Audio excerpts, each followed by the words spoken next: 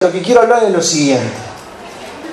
Todos aquí somos muy espirituales, ¿no? Somos tan espirituales, pero tan espirituales que queremos la paz del mundo, queremos todas cosas espirituales y parecería ser que ya no nos importa estar bien.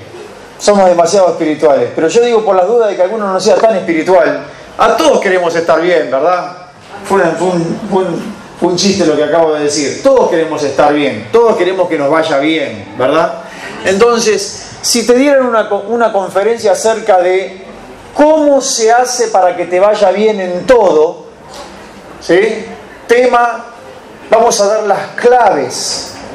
Viene un hombre de otro país, un conferencista internacional, la entrada cuesta 3.000 pesos para cada uno y la gente va y lo paga porque no es nada más ni nada menos que saber cómo hacer para que te vaya bien en todo y que seas prosperado en todas las cosas. Entonces la gente pagaría para escuchar eso, ¿verdad?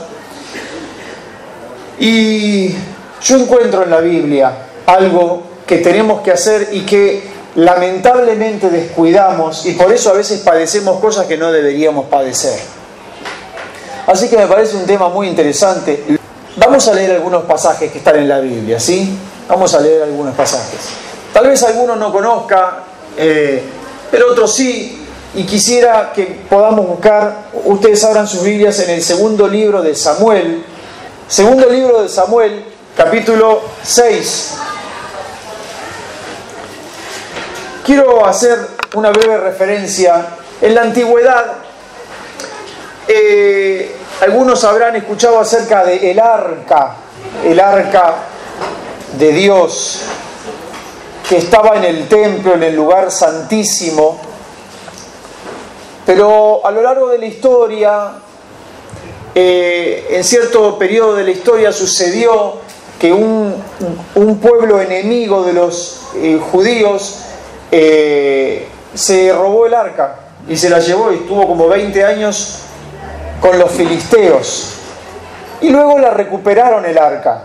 Y cuando la están trayendo, sucede un accidente y David, que había recuperado el arca, decide dejarla en la casa de alguien.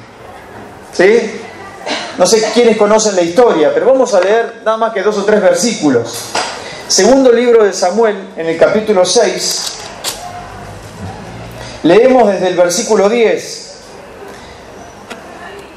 Dice: de modo que David no quiso traer para sí el arca de Jehová a la ciudad de David, y la hizo llevar David a casa de Obed-Edom, geteo, un hombre de Gat, era, ¿no? Una ciudad que se llamaba Gat.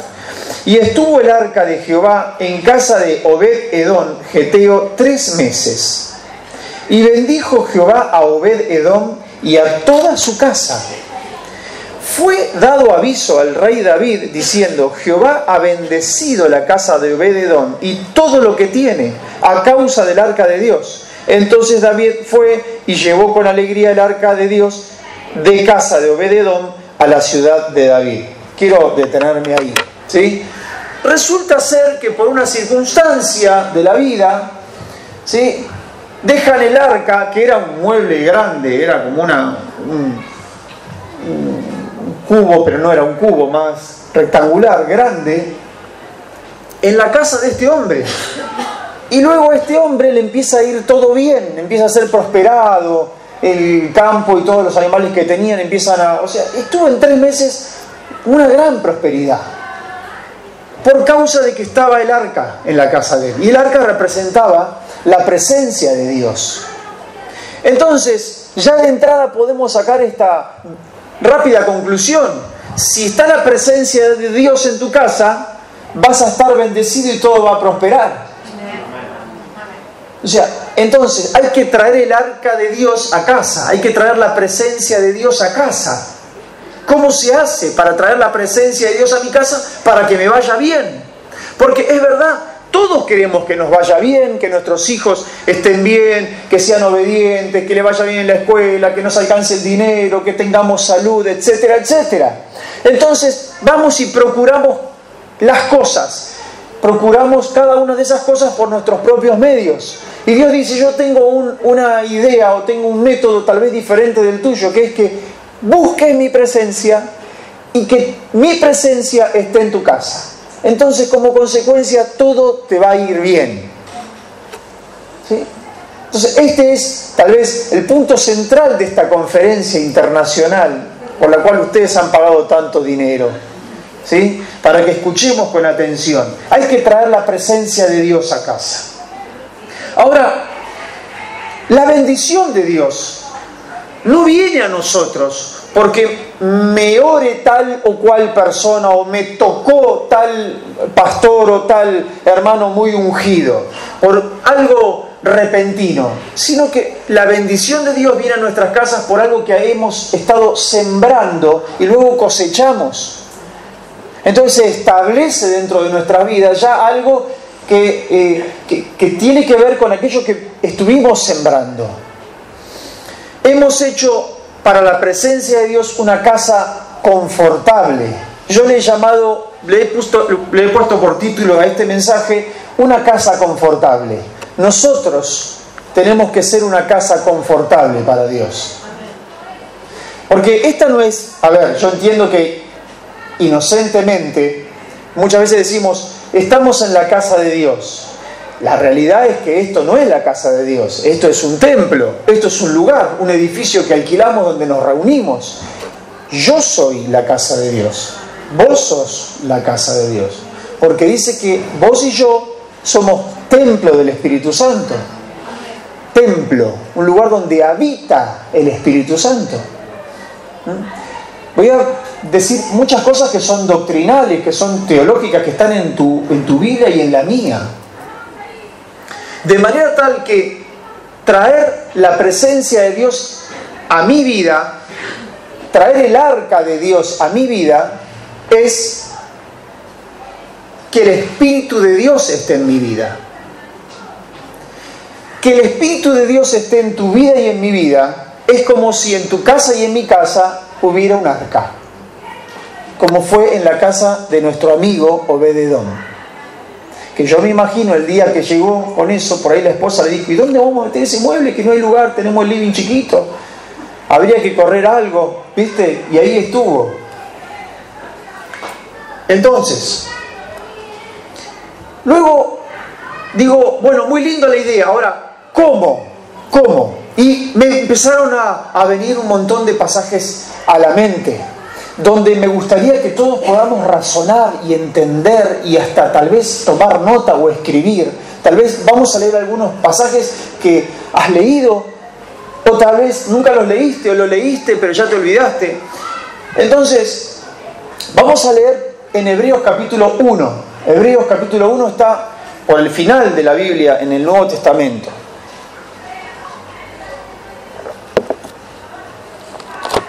¿Sí?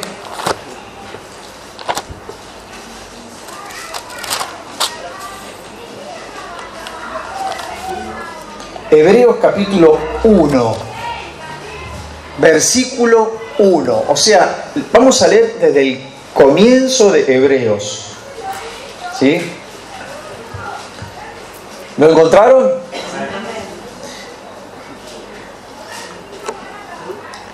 Les cuento, porque no puedo con mi genio, no es el tema de la predicación, pero Hebreos, si alguien lo lee medio a las apuradas, dice, es un libro medio complicado che. ¿Sí? Pero yo les quiero decir que Hebreos es un libro que todo el tiempo te dice, esto que tenemos ahora es mejor que lo que teníamos antes. ¿Sí? El sacerdocio de Cristo es mejor que el sacerdocio de Aarón. El pacto que tenemos ahora es mejor que el antiguo pacto. Todo lo que tenemos ahora es mejor que aquello. Cristo es superior a los ángeles, dice el capítulo 1. ¿Sí? Entonces clarifica mucho acerca de esto. Y ahora nos dice, por ejemplo, que antes nosotros se nos hablaba, está escribiendo, diciéndonos esto el autor de Hebreos, antes Dios nos había hablado a través de los profetas, pero ahora nos ha hablado por su Hijo. Esto también es mejor, dice. Vamos a leer en el capítulo 1.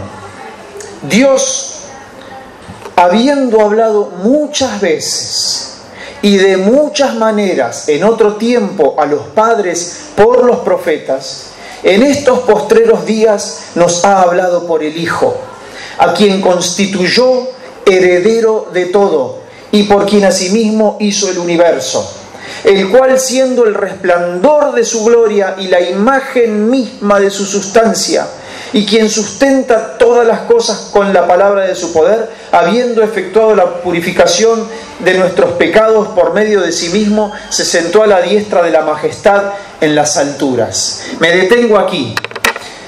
Jesús es el resplandor de Dios. Jesús es la misma imagen de Dios. Cuando nosotros miramos el sol, no se puede mirar el sol porque te encandila y es difícil sostenerle la mirada al sol, no se puede, ¿verdad? Pero si por un momento vos mirás el sol, en realidad no podés ver el sol, vos lo que ves es el resplandor del sol. O sea, porque es todo luz lo que viene. Uno no llega a ver el astro, sino que ve todo lo que irradia ese astro. Así es Jesucristo. Jesús es el resplandor, es la imagen de Dios, dice lo que acabamos de leer.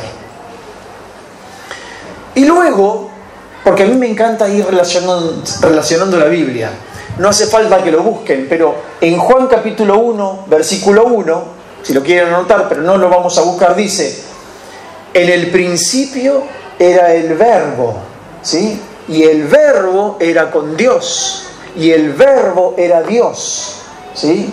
Otras versiones dice, en lugar de verbo, dice la palabra. En el principio era la palabra, y la palabra era con Dios, y la palabra era Dios.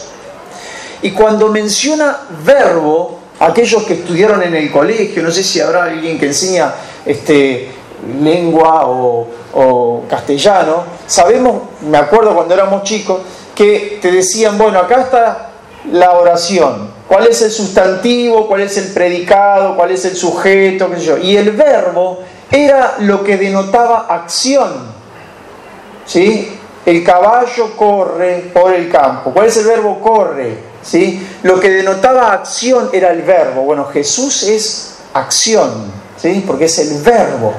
Y es la palabra lo que manifiesta a Dios. Entonces, ¿por qué digo todo esto? Porque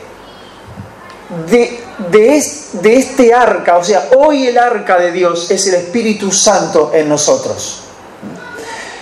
Traer la presencia de Dios a nuestra casa es que habite ese verbo en nuestras vidas, esa palabra en nuestras vidas. Porque si no, nuestra espiritualidad solamente descansaría en un momento espiritual del culto, donde todos nos sentimos a gusto uno con el otro, donde podemos abrazarnos, emocionarnos un poquito, lo cual es muy lindo, ¿sí? Orar unos por otros, pero luego ahí se queda en esta relación que tenemos entre los hermanos, lo cual es muy importante, pero la palabra de Dios debe habitar en nuestras vidas. Eso es que el arca, eso es que la presencia de Dios esté en nosotros. Tristemente, no es tan así dentro de la iglesia. Escuché el testimonio de un hombre que contó que tenía algunos amigos que eran cristianos y buenos muchachos, buenos cristianos, y él era compañero del trabajo. Entonces ellos hacían todo tipo de esfuerzo para invitarlo, para que venga, para que se congregue, para que escuche. Entonces de repente lo invitaban a un recital. Mirá, hay un recital, está muy bueno, te va a gustar, de música cristiana, vas a ver que el sonido es tan bueno como la música que no es cristiana. Entonces él iba y me dice, sí, bueno, pero ciertamente la música secular tiene mejor sonido, tiene mejores luces.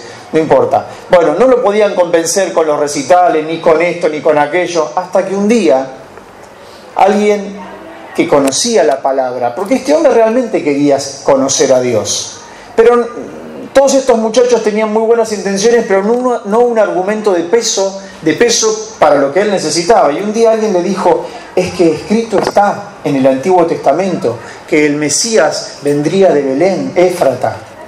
¿A dónde está? Sí, en el libro de Miqueas. ¿Cuántos leyeron el libro de Miqueas? ¿Ven que muchos no lo leyeron? ¿O sí? Algunos puede ser que sí. Muy bien. Entonces allí hay un versículo que dice que el Mesías iba a venir de Belén. Y este hombre, que nunca había pisado una iglesia, dijo, eso es sólido, lo que me acaban de decir. ¿Es verdad? Sí, Jesús nació en Belén. Y esto estaba profetizado años antes. Entonces él empezó a investigar y con la Biblia se convirtió. Y empezó a ir a la iglesia y hoy es un cristiano. ¿Sí?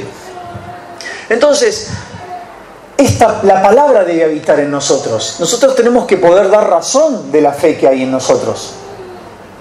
Y esto es conociendo de a poquito, cada vez más, las Escrituras.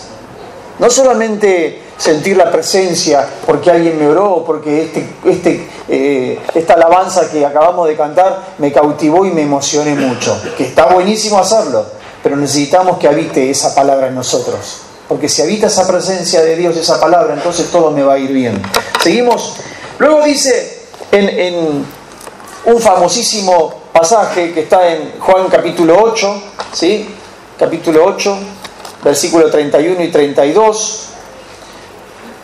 Algunos tal vez se saben de memoria lo que ahí dice. Dice lo siguiente. Capítulo 8, versículo 31 y 32. Dijo entonces Jesús a los judíos que habían creído en Él: si vosotros permaneciereis en mi palabra, seréis verdaderamente mis discípulos, y conoceréis la verdad, y la verdad los hará libres. Si ustedes permanecen en mi palabra, dice Jesús, permanecer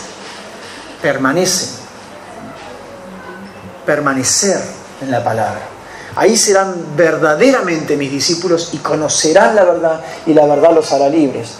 Luego ellos dijeron, pero ¿cómo libres? Nosotros somos libres, ¿sí? Y él le dijo, de cierto les digo que el que comete pecado, esclavo es del pecado. Y todas las personas necesitan libertarse de aquellas cosas que lo dominan un poco, ¿sí? ¿Cuántos de los que estamos aquí presentes tenemos nuestras luchas? Conocemos algunas debilidades nuestras y peleamos contra ellas, y a veces triunfamos, pero a veces nos vence, ¿sí? Entonces nosotros necesitamos ser libres, pero la manera de ser libres es perseverar en esa palabra de Jesús. Perseverar.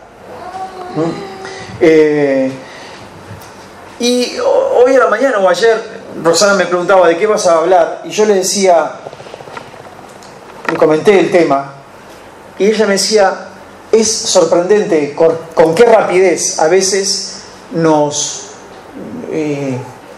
como que el diablo puede ir ganando terreno en nosotros si no perseveramos en la Escritura. Y yo estuve orando, y cuando oraba y pensaba en esta palabra, le dije, Roxana, me acuerdo de una parte de una película, no sé, muchos probablemente habrán visto la película esta, Rescatando al Soldado Ryan, ¿sí? Es tremenda la primera parte cuando los soldados intentan desembarcar con esos barquitos anfibios, entonces baja la tapa, y ni bien baja la tapa para que ellos se tiren al agua y traten de llegar a la playa, viene una balacera interminable, pero impresionante, que no les daba respiro de los alemanes que estaban atrincherados en la costa, pero era constante, y moría cantidad de soldados. Y sentí que nosotros, cuando estamos lejos de la palabra, salimos del culto y andamos en nuestras actividades, el diablo tiene una balacera de mentiras hacia nuestra cabeza. Constantemente, porque él es despiadado y no quiere dar ningún descanso a los cristianos. Él es enemigo de la iglesia. Y pude comprender de cuántas cosas Dios nos libra. Porque nosotros no podríamos sostener esa batalla si Dios no estuviera con nosotros. De ninguna manera podríamos. Pero el diablo es despiadado y quiere destruir la fe de la iglesia. Destruirla. Él tiene una balacera de mentiras y de engaños y de cuánta cosa para meternos. Entonces, si nosotros durante la semana no intentamos traer la presencia de Dios a nuestras vidas, Claro, llega el domingo y muchos pueden llegar arrastrándose necesitando que otra vez le carguen combustible espiritual para aguantar durante la semana. Porque durante la semana se les fue gastando porque estuvieron utilizando mucho de su tiempo para otras cosas. Y la presencia de Dios no está en casa. Entonces, el diablo no va a descansar. No es que te va a perdonar porque estuviste 5 o 6 días sin abrir la Biblia y sin orar. Él va a tirar y va a tirar y va a tirar. Entonces, luego hay confusión, hay angustia, hay, anda a saber, engaño, hay argumentos que se levantan y que van formando, echando raíces en nosotros.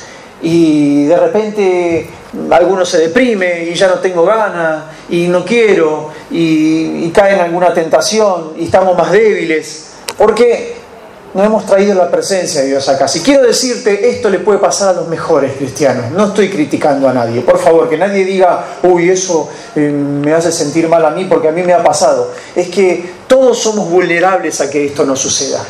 ¿Sí? Todos somos vulnerables. Pero lo lindo es que la iglesia sirve, entre otras cosas, para que nos podamos apoyar unos con otros. Que vos le puedas contar a otro, por favor, orá por mí porque estoy para atrás, mi fe está en el 5º subsuelo, no ando mal, por favor. Y que el otro que te va a escuchar no te va a juzgar, sino que te va a querer, te va a animar. Esto es la iglesia, ¿no? Porque escrito está también que dice: en esto conocerán que son mis discípulos, si se aman unos con otros. Y amarse no es juzgarse, no es señalar el defecto del otro, sino es: te quiero, te hago el aguante, como decimos los jóvenes. Ya cada vez te queda menos años. Cada vez me queda menos. ¿Qué me importa? Yo lo puedo decir igual. ¿Sí? Entonces,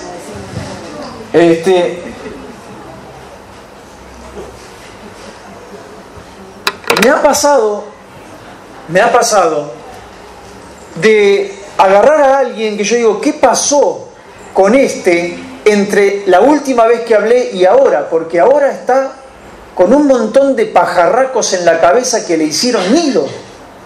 ¿Viste? Porque alguien dijo una vez, no podemos evitar que los pajarracos vuelen por arriba de la cabeza, pero sí podemos evitar que hagan un nido en la cabeza, ¿verdad? Y algunos que vienen con el nido ya. Entonces, con un montón de cosas que ya todo confundido, todo, no, porque no sé, al final si Dios existe y la iglesia, ¿qué pasó en todo este tiempo? ¿Sí? Sí. ¿Por qué? Porque han descuidado su altar. ¿Se acuerdan del domingo pasado yo hablé del altar abandonado? Voy a hacer una breve referencia ahora. Entonces han descuidado, pero el enemigo siguió tirando y ahora hay una confusión. Y yo te digo, es tu responsabilidad. Atención acá, por favor, despiértense si hay alguno que se me distrajo. Es tu responsabilidad y la mía, no del pastor. Cada uno de nosotros somos responsables por nuestra salud espiritual. Porque si no, venimos el domingo arrastrándonos para que alguien nos ponga otra vez combustible, pero nosotros tenemos que ser protagonistas de nuestra fe. No podemos depender siempre de otro. Puede haber algún momento en que nos encontremos más débiles, pero no tiene que ser la excepción, no la regla de siempre. En el nombre de Jesús te digo, todos somos responsables por esto. ¿Por qué el pueblo, hago una breve referencia a lo que hablé el domingo pasado, por qué el pueblo de Dios, ¿sí?, claudicaba entre dos pensamientos? El profeta dijo, ¿hasta cuándo van a claudicar entre dos pensamientos? Si Jehová es Dios, síganlo. Y si es Baal, vayan con Baal. Basta ya. ¿Y por qué claudicaban? Porque ellos fueron abandonando la fe, la palabra. Fueron abandonando el sustento donde descansa nuestra fe, la Escritura. Lo fueron abandonando. Y el otro fue ganando terreno cada vez más, estatua en esta esquina, estatua en aquella esquina, allá, el otro que es devoto, el otro que... Entonces se fue mezclando en la cultura de las personas, se fue metiendo y un día le preguntan, bueno, ¿quién es Dios? Y ya no sabían quién era. Por eso claudicaban entre dos pensamientos. Si te descuidas, si no alimentas tu fe, si no traes la presencia de Dios a tu casa, de aquí a un tiempo estarás claudicando también entre dos pensamientos. Y ya no vas a estar seguro de nada. Ya no vas a orar por milagros. Ya no vas a decir que Dios es todopoderoso, pero en tu vida vas a actuar como si no lo fuera. Ellos descuidaron el altar. Por eso dice que el profeta cuando llegó tuvo que arreglar el altar que estaba arruinado y abandonado. Nosotros tenemos que cuidar eso.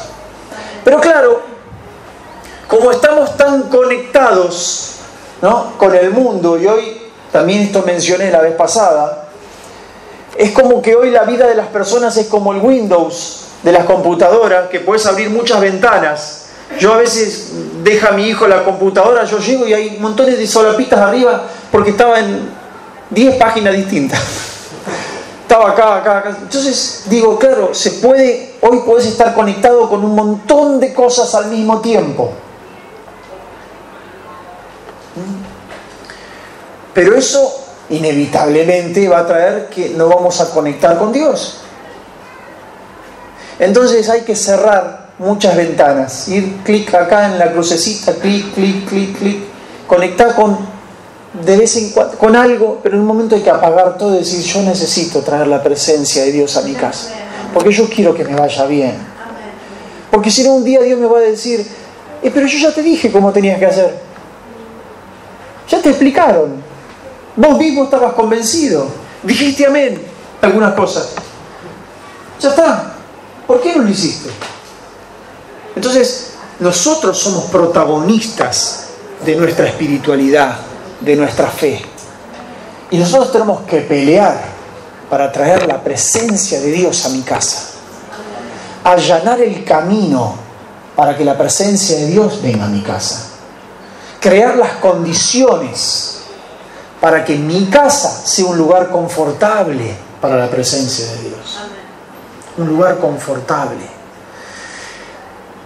Tenés que repensar los horarios en que hacen las cosas en tu casa. Repensar cómo usan el dinero.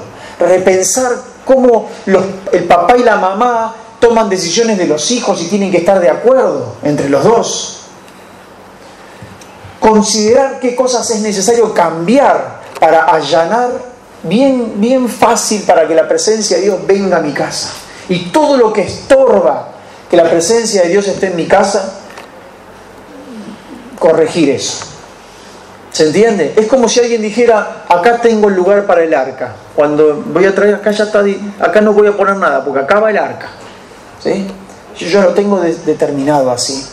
Quiero ir terminando. No, me estaba olvidando de algo.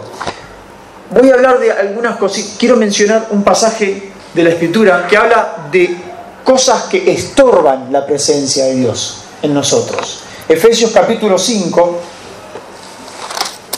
Efesios capítulo 5. ¿Cuántos tienen televisión en sus casas? ¿Cuántos tienen radio? ¿Cuántos leen algún diario o tienen conversaciones con gente que no son creyentes? No es normal todo esto. No estoy diciendo que esté mal. Lo que estoy diciendo es que hay cosas que no nos convienen. Hay cosas que simplemente no nos convienen. Y la buena noticia, me acuerdo una vez que, creo que comenté esto, una vez me tuve que ir a cortar el pelo, me pongo a hablar con el peluquero y hablando de esto y aquello, él tenía el prejuicio o el preconcepto de que si eras cristiano había un montón de cosas que no podés hacer. Entonces él pensaba todo lo que no se podía hacer. Entonces yo ahí nomás, Dios me dio esta palabra, le dije, los cristianos podemos hacer cualquier cosa. Cualquier cosa. Todo está permitido, le digo. Porque la Biblia dice, todo me está permitido. Pero no todo me conviene. Entonces yo decido que algunas cosas que me están permitidas no las voy a hacer. Y el tipo me acuerdo que paró con la tijera, mirábamos los dos, nos mirábamos por el espejo. Y él me miraba como diciendo, a ver si yo lo estaba engañando en algo, le digo, no, todo se puede hacer. ¿Sabés qué pasa? Que los cristianos intentamos, porque la verdad que nos equivocamos muchas veces, pero intentamos tener dominio sobre lo que decidimos y lo que no. Hay muchas personas que hacen lo que se les da la gana, ¿verdad? Lo que mejor les parezca. Mientras no, yo no le hago mal a nadie. Una vez me acuerdo que hablé con un hombre brevemente, no lo conocía, vino y me dijo, no, mira, yo, viste, tengo mis aventuras, yo estoy casado, pero tengo mis aventuras, ¿qué querés que haga? A mí si se me presenta una oportunidad, viste, yo a mi edad ya la tengo que aprovechar. Yo igual a mi esposa no le hago ningún daño, si yo no le hago faltar nada. Ahí está. Yo digo, este es un salvaje, pensaba, y tipo con una convicción, como hasta casi se sentía un benefactor. Y así anda la gente, ¿viste? Entonces yo dije, mira, a los cristianos podemos hacer cualquier cosa, cualquiera. Pero hemos decidido algunas no hacerlas porque no nos conviene y porque entendemos que a Dios no le agrada. ¿Entendés? Es así. Y hay ciertas cositas, ¿sí?, que están todo el día a nuestro alrededor, que tampoco nos convienen y que conspiran contra la presencia de Dios en nuestras casas, en nuestras vidas. Efesios capítulo 5, versículo 1, dice, sed pues imitadores de Dios como hijos amados y andad en amor. ¿Me permiten que lea la Nueva Versión Internacional? Está un poquito más clara, ¿sí? Voy a leer lo mismo pero en la versión internacional. Dice, por tanto imiten a Dios como hijos muy amados y lleven una vida de amor, así como Cristo nos amó y se entregó por nosotros como ofrenda y sacrificio fragante para Dios. Entre ustedes ni siquiera debe mencionarse la inmoralidad sexual. Ahora pensemos lo que voy a leer ahora, cuántas veces hablamos estas cosas, cuántas veces escuchamos la noticia de la vedette, del tipo de aquel, del artista, entre los compañeros de trabajo, este tipo de cosas que son todos los días, ¿sí? Entonces, versículo 3, entre ustedes ni siquiera debe mencionarse la inmoralidad sexual, ni ninguna clase de impureza o de avaricia, porque eso no es propio del pueblo santo de Dios. Tampoco debe haber palabras indecentes, conversaciones necias, ni chistes groseros, todo lo cual está fuera de lugar. Haya más bien acción de gracias. Ya ahí tenemos cositas, ¿no? Palabras indecentes, chistes groseros, cuestiones, ¿viste? Hoy el héroe de la novela es el que tiene el amante, no el que le es fiel a la esposa, ¿entendés? Ese es el héroe, porque la esposa es mala, ¿viste? Tiene mal carácter, entonces todos estamos contentos, toda la gente está contento de que cuando se va a enganchar con la otra, ¿viste? Entonces, y sí, como que te van llevando y entonces hay montones de cosas que Dios dice, mira, esto no conviene, no conviene. Yo estoy hasta convencido de que Dios nos guarda de algunas situaciones donde nos íbamos a meter sin mala intención y Él nos está guardando de males peores, ¿sí? Hay alguno que me ha dicho, no me salió un trabajo, me viene a la mente, no me salió un trabajo y yo digo, bueno, tal vez es para bien, no sabes, ¿sí? Entonces, ¿por qué muchas veces me cuesta traer la presencia de Dios a mi casa? Porque tengo mi casa, mi mente, muy adulterada, con montones de pensamientos, con un montón de ventanas abiertas, de Windows, con un montón de conexiones con el afuera. Yo he escuchado cristianos que miran películas de terror. Yo digo, bueno, lo lamento, o sea, que te empeñas en hacer las cosas mal. ¿Te interesa ver eso? Es una basura que se te está metiendo en la cabeza, donde todo el tiempo, o películas donde hay violencia, mucha violencia. Serías un inocente si pensaras que eso no va a afectar tu cabeza, tu espiritualidad o tu alma. Sí que te afecta, sí que te afecta. Ni hablar la pornografía o los que están en los jueguitos en red y pasan horas y horas y horas en los jueguitos en red. Está bien. Bueno, ahí uno dice, bueno, pero esto no es pornografía. No, está bien. Lo que pasa es que te lleva mucho tiempo esas cosas. O sea, uno está muy conectado y muy estimulado a seguir y a seguir y a seguir, cuando en realidad no sé si aprovecha mucho esa actividad. Entonces después decimos, no sé qué me pasa, no tengo ganas de orar, no ando con ganas de ir al culto, estoy medio flojito. Bueno, hay una consecuencia. Recordemos lo que dije al principio, fue que la bendición de Dios tiene mucho más que ver con una cosecha de cosas que vine sembrando, que con que hoy venga alguien muy ungido y me ore. O sea, tiene que ver con todo lo que yo vengo acumulando en mí. Y voy a ir terminando. En el Antiguo Testamento, cierto día, Dios le habla a Moisés y le dice, bueno, tenés que sacar este pueblo de aquí. Y Moisés, que estaba bastante cansado, pobre, de tamaña tarea que le tocó, él le dijo, bueno, pero si tu presencia no viene conmigo, yo no quiero ir. Yo voy a hacer lo que vos me pidas, pero solamente si tu presencia viene conmigo. Y el Señor le respondió, mi presencia irá contigo y te daré descanso. Una hermosa palabra. Pero pensemos que era muy diferente antes, porque Moisés no tenía el Espíritu Santo en él todo el tiempo, porque el Espíritu no había venido a la iglesia todavía. O sea, el Espíritu venía sobre él y él profetizaba o tomaba las mejores decisiones o llevaba adelante una guerra, etcétera, etcétera. Pero él necesitaba decir, Señor, yo necesito que tu presencia venga conmigo. Hoy los cristianos que hemos aceptado a Jesús como nuestro Señor y Salvador, ya no necesitamos decir que tu presencia venga conmigo, porque el Espíritu Santo ya vive en mí. Ese es el arca de Dios.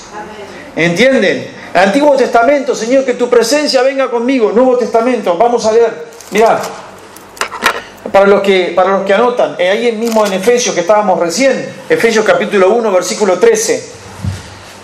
Si alguno hoy pensaba que yo iba a hablar todo el tiempo sin leer la Biblia, lo lamento. Hay mucho de la Escritura, dice, versículo 13, dice, capítulo 1, Efesios, versículo 13. En él también vosotros, habiendo oído la palabra de verdad, el evangelio de vuestra salvación, y habiendo creído en él, fuisteis sellados. ¿Sí? Fuisteis sellados con el Espíritu Santo de la promesa. Entonces, en él también vosotros, habiendo oído la palabra de verdad, el evangelio de vuestra salvación, y habiendo creído en él, fuisteis sellados con el Espíritu Santo de las promesas. ¿Sí? Juan en el capítulo 14 le dice más o menos así. Les habla del Espíritu que está con vosotros y estará en vosotros.